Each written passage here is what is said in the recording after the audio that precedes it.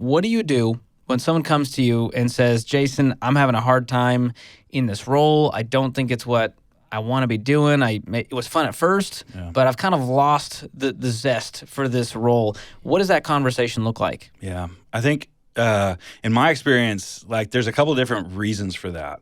Number one, like as a leader, my idea is always you got to be curious. Like ask questions. When somebody comes in and drops that bomb, it's probably unexpected most of the time.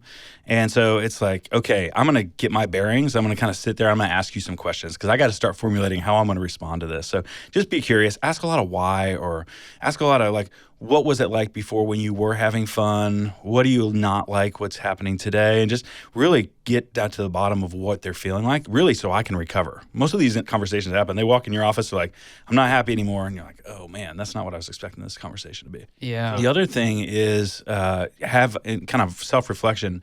Have I defined what winning looks like?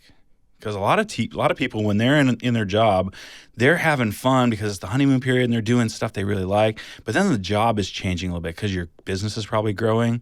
And maybe that job that they're in today has moved significantly from where they started. So have I updated their KRA? We talk about KRA all the time here. And KRAs are something that's really important, that if the person knows what winning looks like, they're probably going to be more engaged. They're going to think they're winning. They're going to have a much better time at work. So just those first couple of thoughts. Yeah, a great reminder that jobs evolve. And over time, the same role you did 5 years ago is probably not the same today. Yeah. And hopefully your people are evolving. Like hopefully they're not the same person you hired 5 years ago. The job may have changed, but hopefully they've gotten better. Maybe they've gotten new skills. And so being curious and finding out what really makes them tick is important.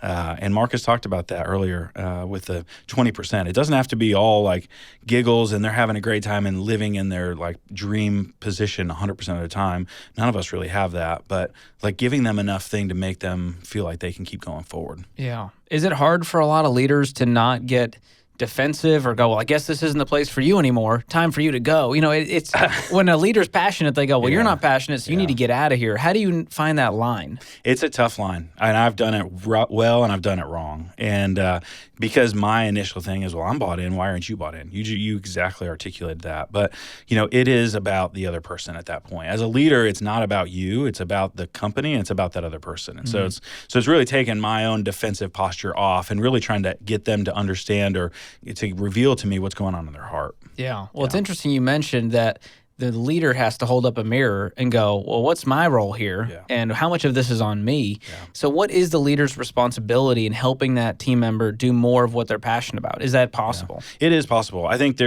we talked about KRA. So making sure that person knows what winning looks like. If you haven't done it as a leader, the person, they're not going to feel like they're winning all the time because they don't know what winning looks like. Playing darts, holding a set of darts and not having a board to throw at and just somebody saying, hey, just throw it wherever, you don't know if you're scoring, you don't know if you're missing. Like let's figure out what winning looks like for this person.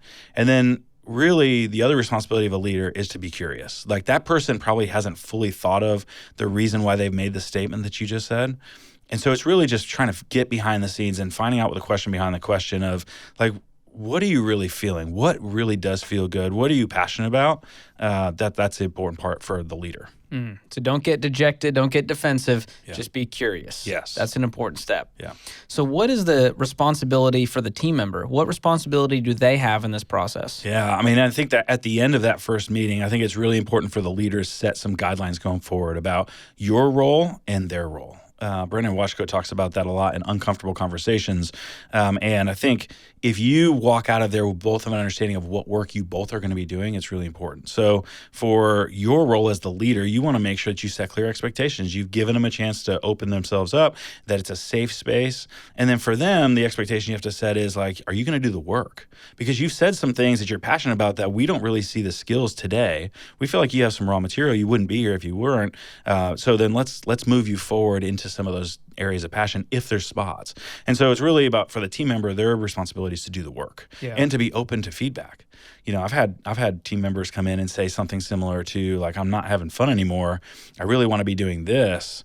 And I say like, I've seen you do that and it's not great. And so I can help you get better, but that's not something, we're not going to move you into there today because that'll actually be bad for our team.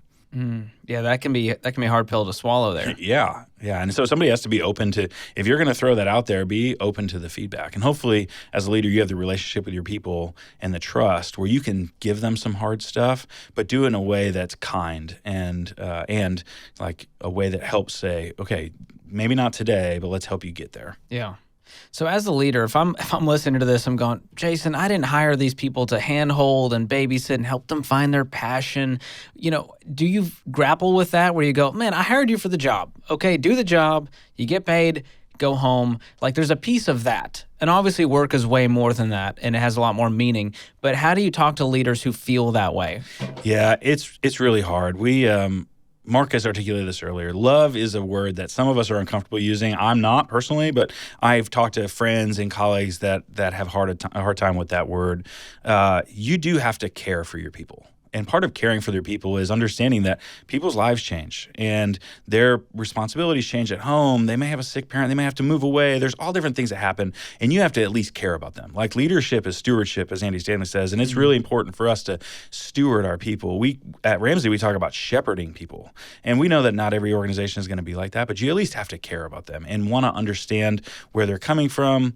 And if you have a bunch of team members that you're just saying, hey, they're just here for a paycheck and I'm just going to treat them like that, that's the loyalty you're going to get back. There is a law of reciprocity there. As much as you like live into them and love on them, they will in turn do that back to you.